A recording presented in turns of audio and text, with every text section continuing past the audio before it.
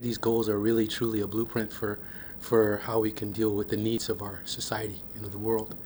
I think it's an opportunity to start to map out for other people um, this list of things that we need to address in order to become a whole and healthy society.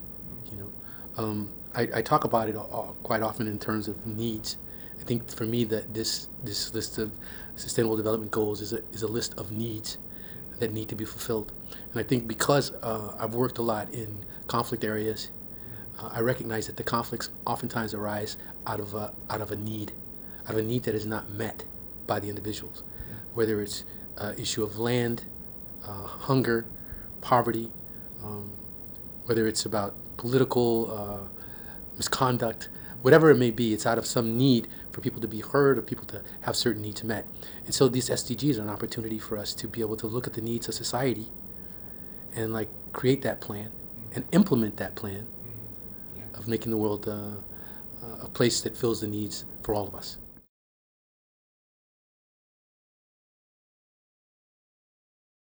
I think the message is the same.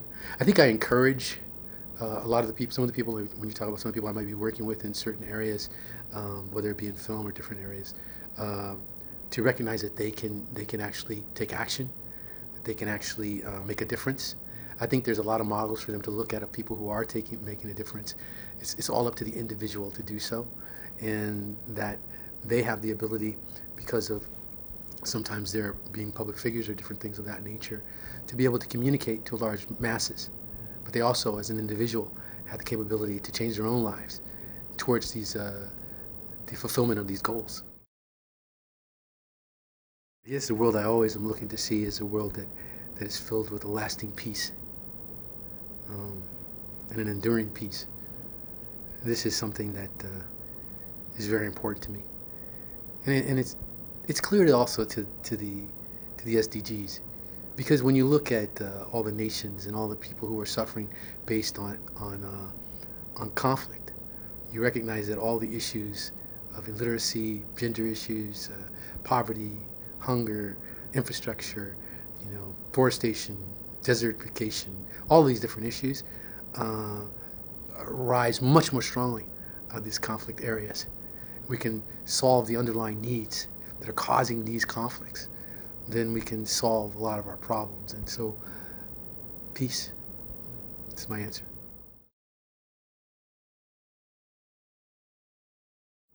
I think the biggest challenge is also the business asset. And I think the challenge is um, to be able to find a holistic plan. By holistic plan, I think they're working on lots of things, but in each nation, in each life, a holistic plan that will allow you to connect with others. This holistic plan has to be an integrated plan that integrates itself into our community, to our society, to our country, to our world, and to be able to have that is really important. Certainly, they're working on that right now, but the actual implementation requires all of us as individuals to take up the mantle as well. And so to create that motion, I can feel it's happening. The momentum of a movement, you know, the momentum of a movement of people believing that they can actually create the reality and the world that they want. That's a difficult thing. But I feel that once it occurs, it's going to be the strongest and most powerful thing that we have. And I think individual motivation, uh, the motor that drives us towards humanity being healed is a powerful thing. We just have to rev that up. But think about it though. I think about it in terms of like a door opening. That's in a smaller sense. When you first hear the creak of a door, all of a sudden you become activated. You say, "What's that? What's coming?" When you turn on the engine of a car, you say, "Oh, it's going to move." The gears haven't even moved into place yet. That's the next thing that starts to happen.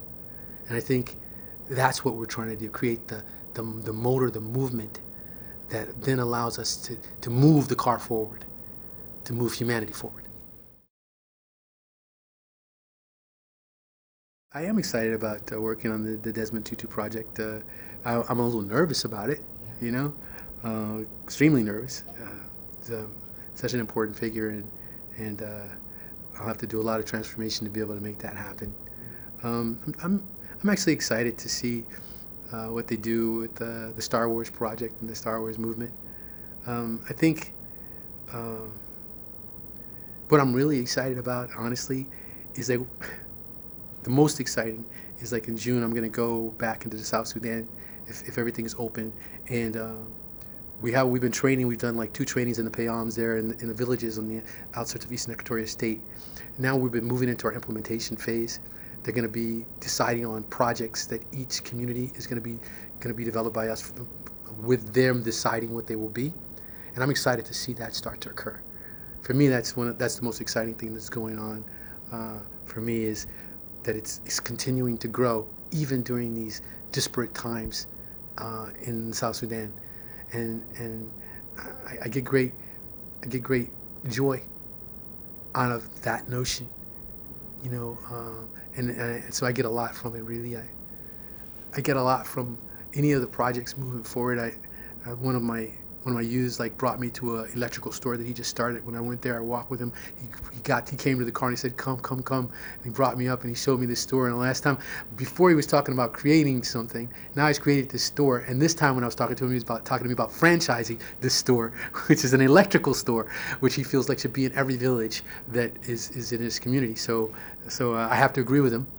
So I have to figure out how we can make that be implemented in a holistic way that makes it enduring, that continues to last for years and years and years. So those are the things that I'm really most excited about.